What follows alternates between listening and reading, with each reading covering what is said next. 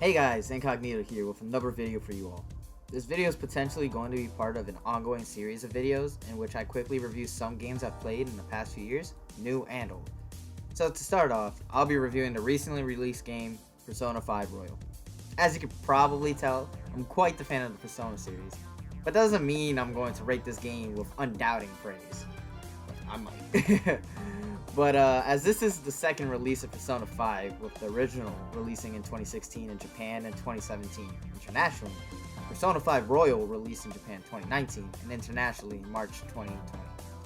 With well over 250 hours put into this game, I think it's fair to say I've gotten a good grasp of its new content, with new features such as the two new confidants, Takato Maruki and Kasumi Yoshizawa, a whole new third semester, a new location, Kichijoji, gameplay enhancements such as the added inclusion of the grappling hook, and much more. However, that's all surface level look at the game. The two new confidants add seriously well written arcs that do not detract from the main story experience. Not to mention, they merge very well right from the beginning. Although I wish Kasumi was an added party member way earlier into the game, but you know, what can you do? Some confidants from the original game, I would say most, or if not all confidants, have been completely overhauled. Like how all confidants now have the ability to call you after hanging out to help increase the speed at which you will get your next rank up with them, which is very, very needed, to put it, to say the least. Yes, and how Akechi's entire confidant has gotten completely reworked. But I'm not going to go deeper into that as to avoid potential spoilers, of course. I'll leave it to you guys. Moving on to combat enhancements, guns have actually been made useful in this game, allowing them to be completely refilled with ammo after every battle, which is amazing. However, as fun as that may be to use for now, they might just be a tad bit overpowered. I'm not going to lie, I've killed multiple enemies just by using guns. But another combat enhancement that's just amazing would be how everyone starts off with the ability to baton pass right from the get-go, which is exactly what everyone needed, because having to rank up confidants, specifically party member confidants, to get baton pass was kind of annoying, and it was kind of left like as a back burner combat feature.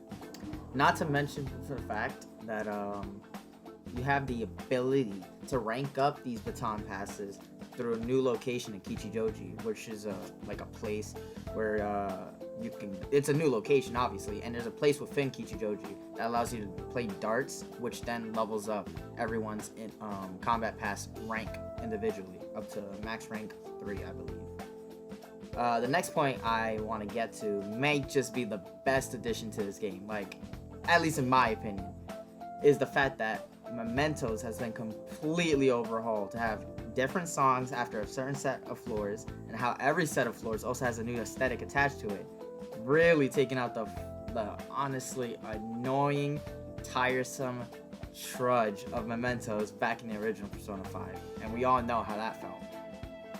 Oh, and I also forgot to mention the inclusion of Jose, a very weird character that appears in Mementos from time to time. He allows the players to change the cognition of Mementos. To do that, you must collect the stamps that he made you go look out on every floor of Mementos. You usually just find them by just, you know, playing the game, but sometimes you would have to backtrack on these floors. It can be kind of annoying, but honestly, the perks of collecting them all are really undoubtedly amazing. These cognition changes range from how many items you pick up roaming about Mementos, how many extra XP you get from defeating enemies, and how much money you earn in Mementos as well, which is broken. After fully leveling up all these with the stamps you collect, you will literally become so rich and so highly leveled, this game will be a breeze. Lastly, I'd like to go over the Thieves' Den, which is basically a virtual trophy room where you spend Thieves' Den specific currency, P-coins, to get music tracks, trophies, artwork, and videos. You can also earn rewards by completing specific tasks found within the game, which then nets you P-coins, obviously. The Thieves' Den is a nice little inclusion that just is there for the fans to be able to look back at their accomplishments and grab a little more enjoyment out of the game, you know, which is nice. While there's more I would love to talk about, I'd rather not delve into spoilers as I want this video to remain as spoiler free as possible. Not to mention, I think the third semester of the game is left much more satisfying without spoilers, of course. I've been trying my best to keep it as spoiler free as possible. Hopefully, I've done my job, but can all make mistakes. I absolutely enjoyed my time with Persona 5 Royal. As I'm already going to my New Game Plus playthrough at the moment, if you were iffy on picking this game up, based on it not being worth it in comparison to the original Persona 5, I really think you should pull the trigger, at least when this game gets cheaper. I think this is the definitive Persona 5 experience, and you're just not going to get that with the original Persona 5, no matter how cheap it gets. This is just, the it factor for this game. But if I had to rate this game in the end, it would easily be a 9 out of 10.